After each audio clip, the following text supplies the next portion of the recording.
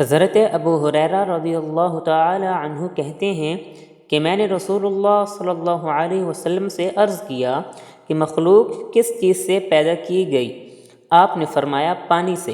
پھر ہم نے عرض کیا کہ جنت کس چیز سے بنی، یعنی اس کی تعمیر پتھروں سے ہوئی یا اینٹوں سے یا کس چیز سے؟ آپ نے فرمایا اس کی تعمیر اس طرح ہے کہ ایک اینٹ سونے کی، ایک اینٹ چاندی کی، اور اس کا مسالہ جس سے اینٹوں کو جوڑا گیا ہے تیز خوشبودار مشک ہے۔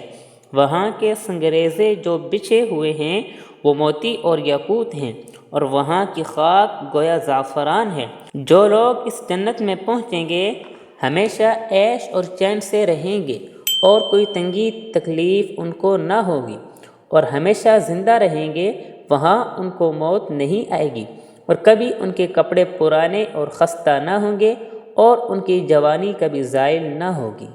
جامع ترمذی۔ تشریح: حضرت ابو ہریرہ رضی اللہ تعالی عنہ کے پہلے سوال کے جواب میں آپ نے فرمایا کہ عام مخلوق پانی سے پیدا کی گئی ہے، یعنی اللہ تعالی نے پہلے پانی پیدا کیا اور پھر اور مخلوق وجود میں آئی۔ قرآن مجید میں بھی فرمایا گیا ہے وَاللَّهُ خَلَقَ كُلَّ دَابَّةٍ مِّن مَّاءٍ، اور دوسری جگہ فرمایا گیا ہے وَجَعَلْنَا مِنَ الْمَاءِ كُلَّ شَيْءٍ حَيٍّ، جس کا حاصل یہ ہے کہ ہر جاندار پانی سے پیدا کیا گیا ہے۔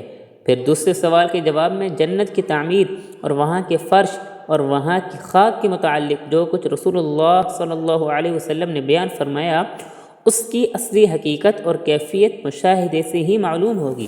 البتہ یہ بات ذہن میں رہنی چاہیے کہ جنت کی تعمیر اس طرح نہیں ہوئی کہ کسی عملے نے اسے بنایا ہو جس طرح ہماری اس دنیا میں عمارتیں بنتی ہیں، بلکہ جنت اور اس کی ہر چیز معماروں اور صناعوں کے توسط کے بغیر اللہ کے حکم سے بنی ہے، جس طرح زمین اور آسمان کے ستارے، آفتاب و مہتاب وغیرہ سب براہ راست اللہ کے حکم سے بنے ہیں۔